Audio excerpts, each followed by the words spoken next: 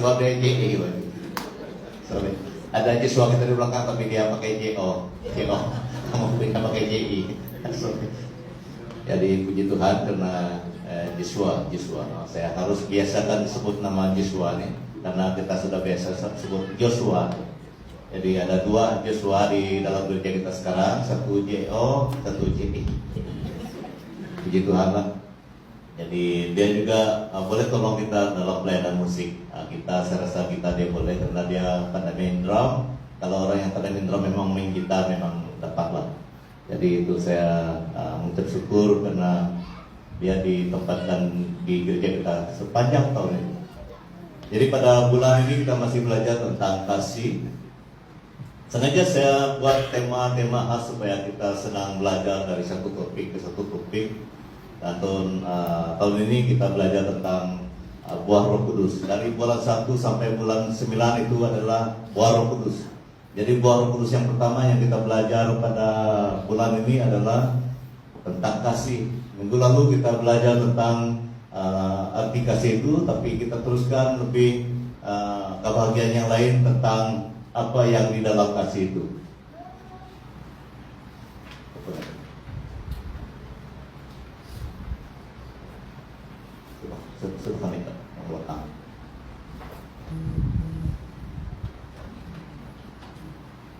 Oke, kita belajar dari Yohanes 14 ayat 15 sampai yang ke 18. Yohanes 14, 15 sampai yang ke 18. Jikalau kamu mengasihi aku, kamu akan menuruti segala perintahku.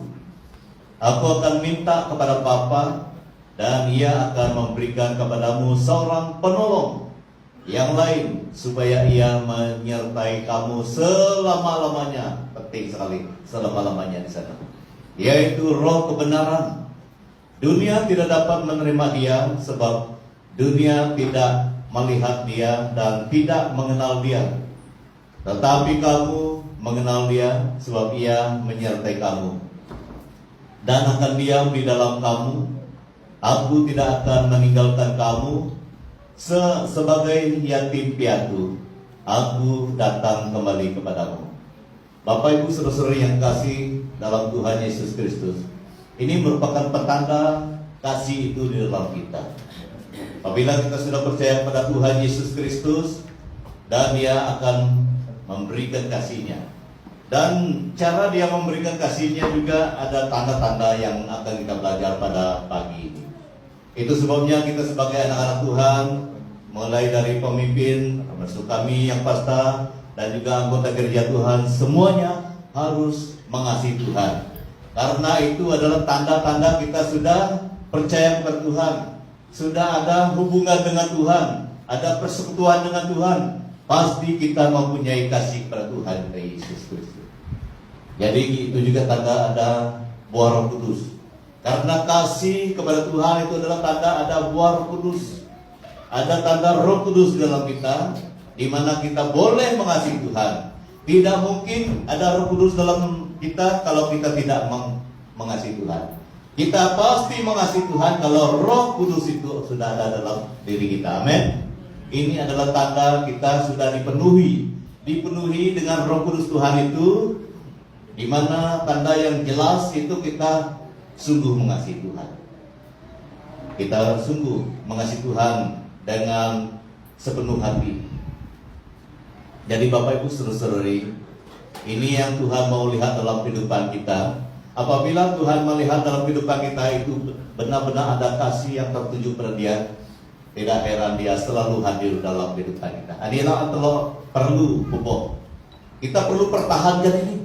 Memang Dia sudah menetraikan kita dengan Roh Kudus-Nya dan kasih itu nyata, tetapi sebagai anak-anak Tuhan kita harus pertahankan itu.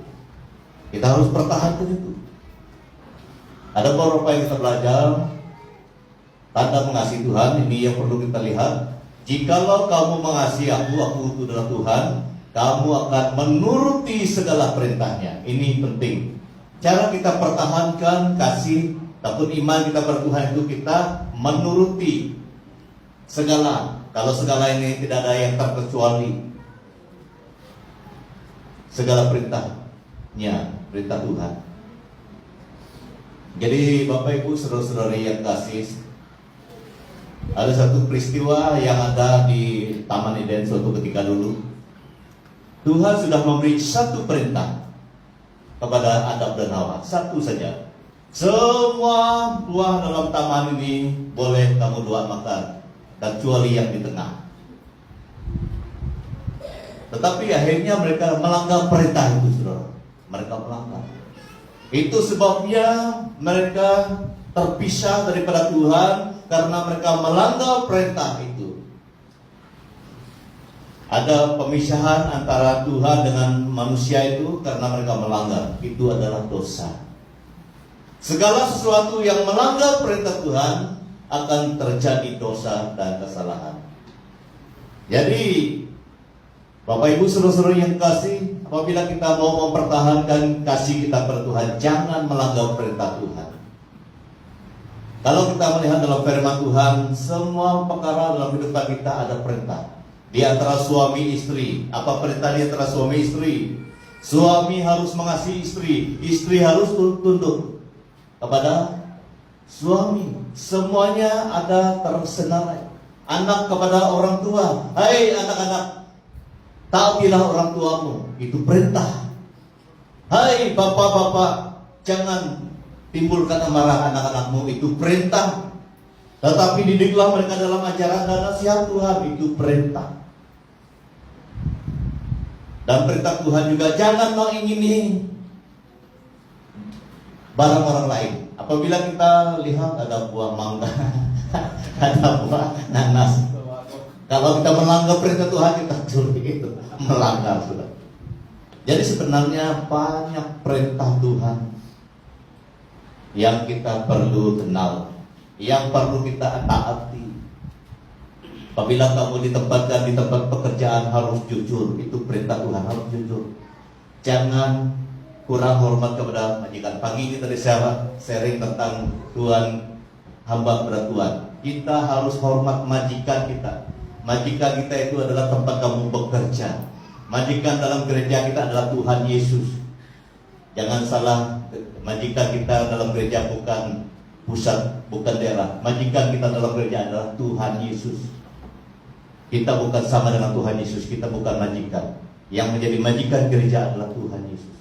Karena kita memberi persembahan bukan kepada daerah, kita memberi persembahan kepada Tuhan Yesus.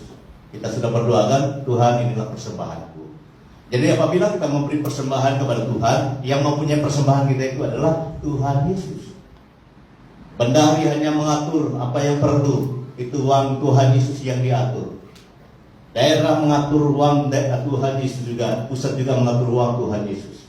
Majikan kita dalam gereja adalah Tuhan Yesus. Tapi majikan kamu di tempat kerja kamu adalah orang Cina, ada orang yang lain. Jadi firman Tuhan mengajak kita supaya kita hormat kepada majikan kita. Kalau kita melanggar, itu adalah kita melawan perintah Tuhan. Jadi saudara, demikian juga kamu yang di sekolah. Di sekolah juga harus hormati guru kamu. Kalau kita catat satu persatunya perintah-perintah Tuhan itu terlalu banyak. Jadi apabila kita mengasihi Tuhan Yesus, kita harus menuruti segala perintah. Baik mulai dari keluarga kita, mulai dari diri kita sendiri. Kasihilah sesamamu manusia seperti kamu mengasihi dirimu, itu perintah. Apabila kamu gagal mengasihi orang lain seperti dirimu, kamu gagal menuruti perintah Tuhan. Amin. Terlalu banyak perintah yang perlu kita pahami, yang perlu kita taat. Demikian juga dalam keluarga, sebagai saudara harus saling mengasihi, harus saling mengampuni. Hormat orang tua mendidik anak-anak dan sebagainya. Dan keluar dari rumah ada lagi perintah. Jangan kita melakukan pelanggaran seperti yang lalu kita sudah menyesal. Kita melanggar satu perintah, kita melawan arah, itu pun salah juga saudara. Saya sudah mengakui itu kesalahan yang pertama saya lakukan, yang berjumpa dengan GPC lah, yang parking itu ada 2 kali salah parking. yang betul-betul melanggar arah itu first time dan kena. Itu pun perlu kita rendah hati, saya mengakui kesalahan. Jadi banyak yang kita belajar dalam kehidupan ini semua. Banyak yang kita belajar. Kita harus pikirkan apakah ini betul, apakah ini salah. Kalau dia salah, jangan kita lakukan. Yang kedua, apabila kita mau mempertahankan cinta kasih kita pada Tuhan, kita harus sadar bahwa kita sudah disertai oleh Roh itu. Aku akan minta kepada Bapa dan Ia akan memberikan kepadamu seorang penolong yang lain, supaya Ia menyertai kamu selama-lamanya, yaitu Roh kebenaran. Ini yang menolong kita mentaati perintah itu. Kalau menurut kemampuan hikmat kita, memang kita gagal, selalu gagal saudara. Saya pun gagal. Tetapi Tuhan sudah memberi kita Roh kebenaran. Roh kebenaran ini sama dengan Roh Kudus. Roh Kudus sama dengan Roh hikmat. Roh hikmat itu sama dengan Roh Allah. Jadi banyak sekali istilah yang bersamaan dengan Roh Kudus. Roh Kudus sama dengan Roh kebenaran. Roh kebenaran sama dengan Roh hikmat. Roh hikmat sama dengan Roh Allah. Karena semuanya memang menjelaskan tentang pribadi yang diberikan kepada kita apabila kita percaya kepada Tuhan Yesus Kristus. Roh kebenaran ini sama dengan Roh Kudus. Kita diberi Roh kebenaran atau Roh Kudus sehingga kita dapat mentaati apapun perintah Tuhan. Ini kelebihan kita di dalam Tuhan Yesus. Kita diberi Roh itu sehingga kita mampu mentaati apa yang dikehendaki oleh Tuhan. Kalau kita melihat Kristus berhak memberi itu, Dia katakan, aku akan meminta. Dia yang meminta kepada Bapa memberikan itu, karena itu menggantikan Dia. Jadi yang berhak menempatkan Roh itu dalam diri kita adalah Tuhan Yesus. Jadi yang perlu kita lakukan adalah kita percaya. Kita percaya terlebih dahulu, baru kita dimeteraikan, diberikan Roh kebenaran itu, sehingga Roh kebenaran itu ataupun Roh Kudus itu memampukan kita mentaati segala perintah Tuhan. Jadi kita harus bersyukurlah sebagai orang Kristen, orang percaya pada Tuhan Yesus. Kita ada kelebihan. Kita ada kelebihan daripada orang yang di luar Kristus. Di dalam kita ada Roh kebenaran, yakni Roh Kudus itu. Dia yang mengingatkan kita akan perintah Tuhan. Dia yang memampu kita melakukan perintah Tuhan itu. Kalau bukan, kita gagal semua, saudara. Jadi setiap hari kita harus bersyukur, karena Roh kebenaran itulah yang menolong kita melakukan segala perintah Tuhan. Ia akan menyertai kamu selama-lamanya. Selama-lamanya. Ini yang kita harus percaya, selama-lamanya. Apabila kamu sudah percaya, kamu sudah diberikan Roh itu, Dia menyertai kamu. Tapi ada satu yang kita perlu ingat, Efesus 4 ayat 30. Kita harus perhatikan ini, Efesus 4 ayat 30. Dan janganlah kamu mendukakan Roh Allah, Roh Kudus Allah, yang telah memeteraikan kamu menjelang hari penyelamatan. Jadi ini yang kita perlu jaga. Jangan kita mendukakan Dia yang sudah bersama dengan kita, yaitu Roh Kudus itu. Bagaimana kita boleh mendukakan Roh Kudus Tuhan atau Tuhan Yesus? Kita melanggar perintahnya. Kita tidak mau menyembah Dia. Kita tidak mau berhubung dengan Dia melalui doa. Dia sedih. Dia sedih karena kita mengabaikan hubungan kita dengan Dia. Itu sebabnya dalam kriteria penyembahan itu penting kamu ingat. Semua kriteria yang kita belajar semalam itu juga belajar di sekolah Injil dan di mana-mana lah. Karena hubungan kita dengan Tuhan itu sangat penting. Kita membina hubungan kita dengan Tuhan itu melalui firman Tuhan, melalui doa kita, melalui pujian penyembahan setiap hari. Kita harus akrabkan hubungan kita dengan Tuhan. Apabila kita gagal mempertahankan dan mengeratkan hubungan kita dengan Tuhan, dari sanalah kita mudah mendukakan Roh Kudus Tuhan yang ada dalam diri kita. Dengan apa? Dengan sikap kita, dengan perkataan kita. Sembarangan saja kita bercakap, sembarangan saja kita melangkah, sembarangan saja kita berlaku kasar kepada orang lain. Apabila kita berlaku kasar kepada orang lain, yang menjadi sedih bukan manusia saja, tapi Roh Tuhan yang di dalam kita itu juga turut sedih. Itu sebabnya apabila kita menjaga hubungan kita dengan Tuhan, Tuhan mengatur hati kita, Tuhan menjaga hati kita sehingga kita boleh menjadi orang Kristen yang setia, berkata-kata dengan kata-kata yang dapat mendorong orang lain bersikap, bukan lagi terlalu kasar memang kasar, tapi kita boleh mengurangkan kekasaran itu. Saya pun orang kasar juga, seperti Pastor Rosita katakan itu, hampir sama juga kita dengan dia adalah orang yang kasar seperti Bapak kata dia, saya juga kasar. Tetapi lama kelamaan kekasaran kita itu boleh kurang. Tidak hilang sekaligus, tidak. Saya alami itu, proses demi proses akan hilang.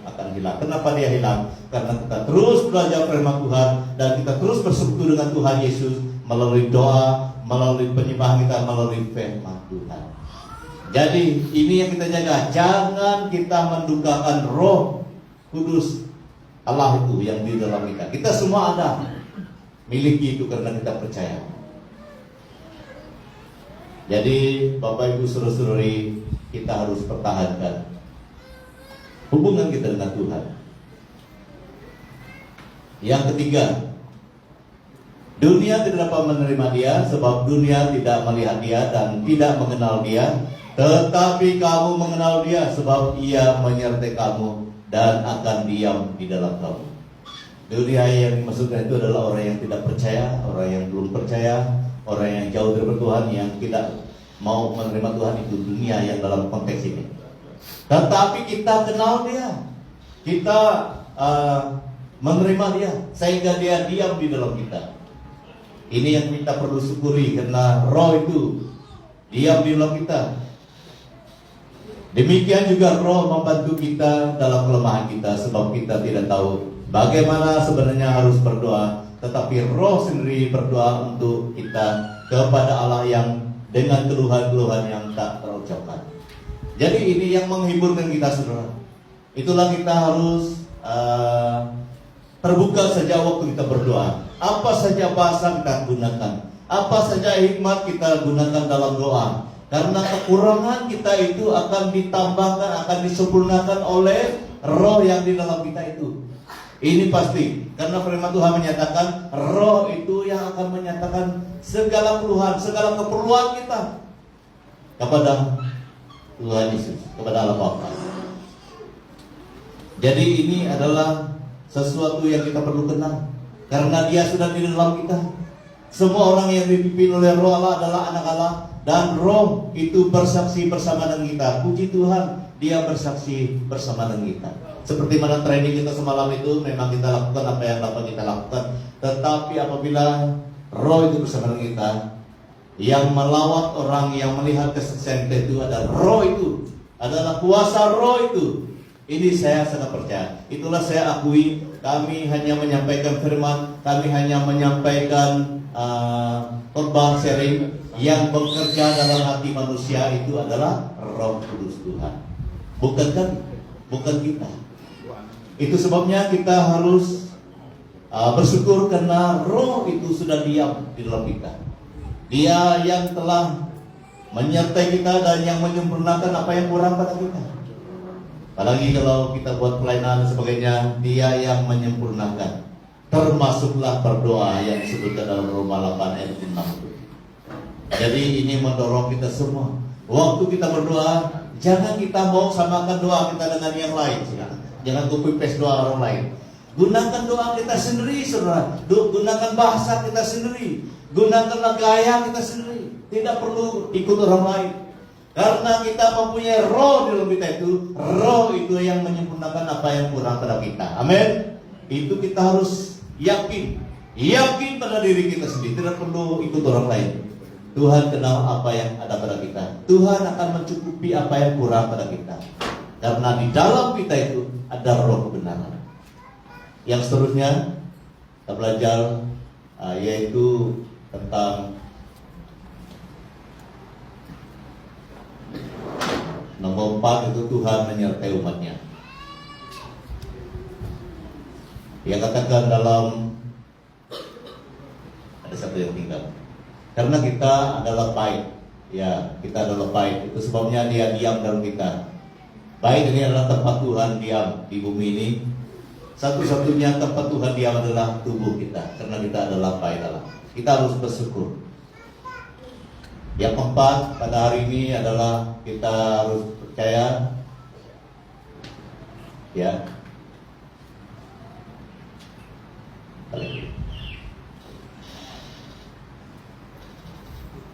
Oke. Yang keempat itu, aku tidak akan meninggalkan kamu sebagai yatim piatu. Aku datang kepadamu.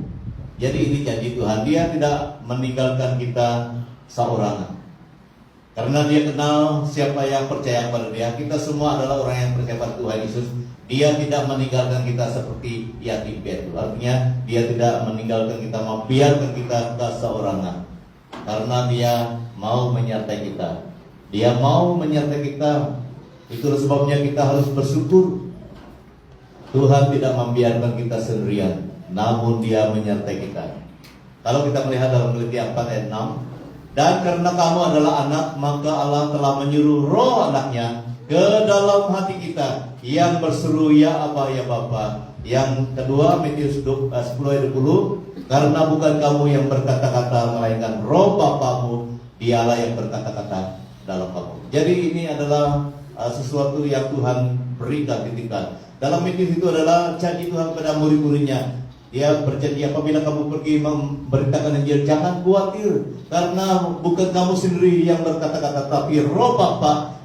Itu satu lagi, roh Bapa itu adalah sama dengan Roh Kudus.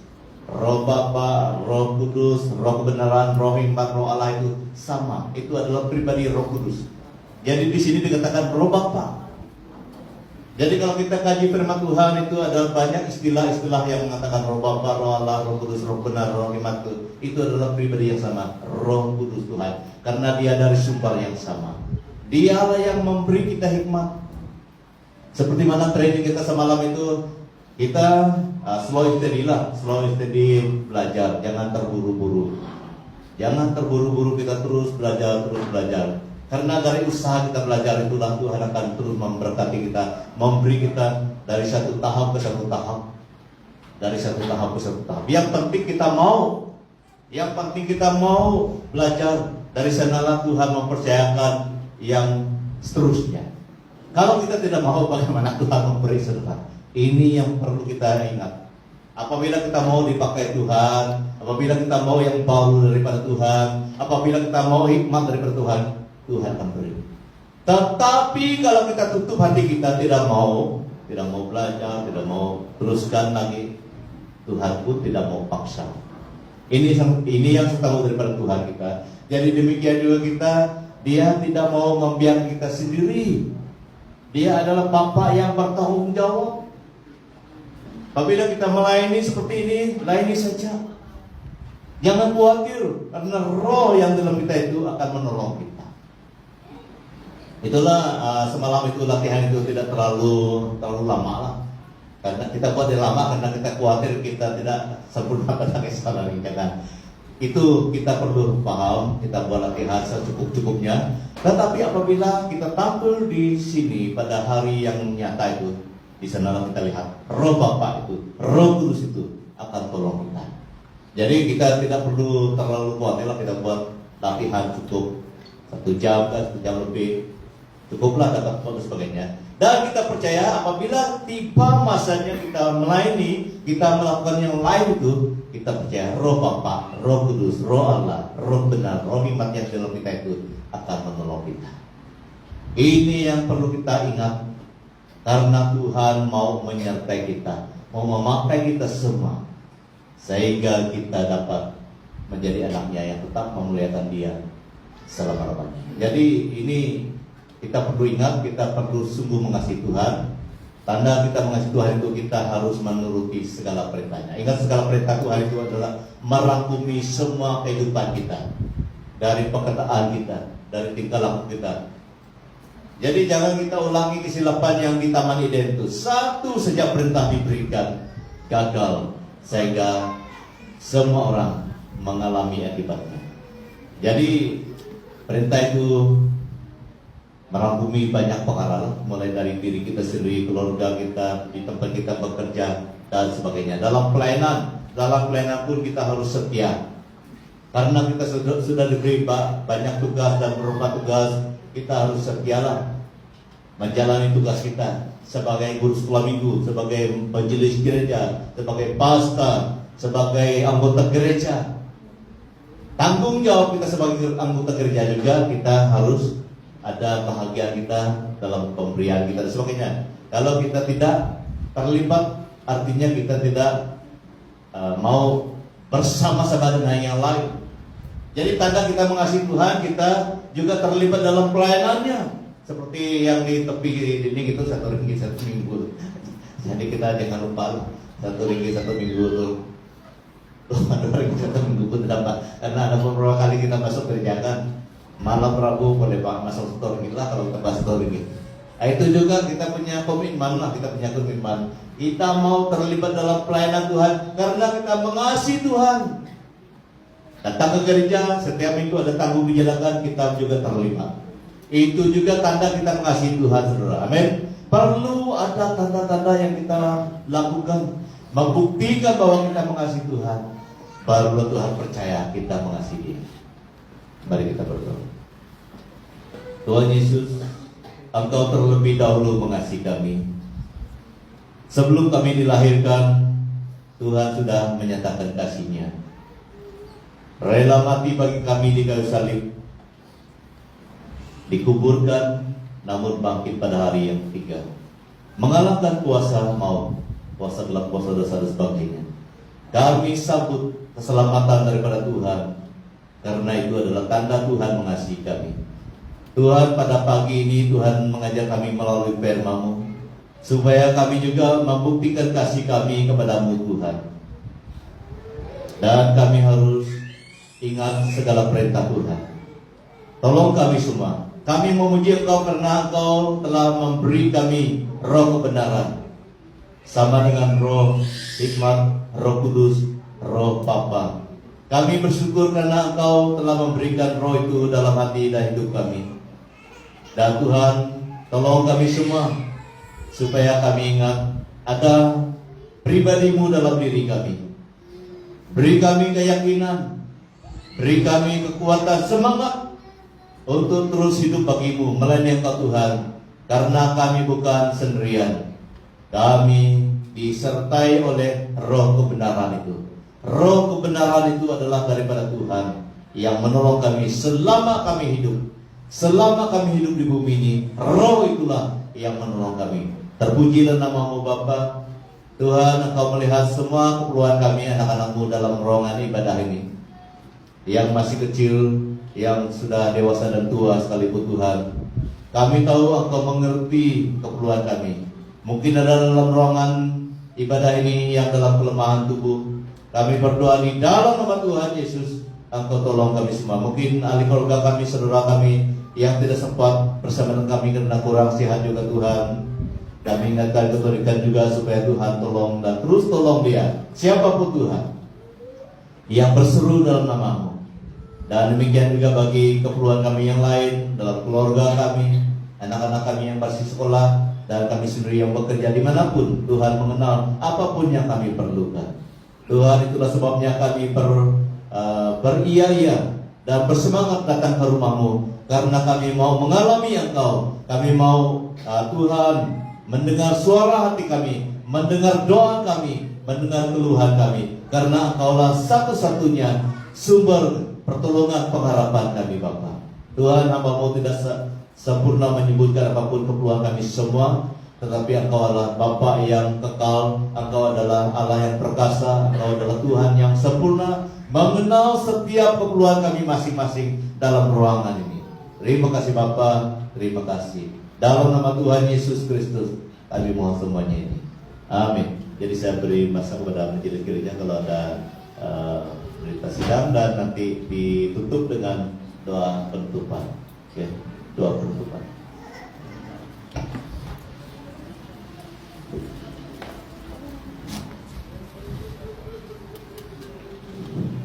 Oke, terima kasih Pastor atas pengusian firman Tuhan. Mari kita bersama saya dan terus kepada politik gereja.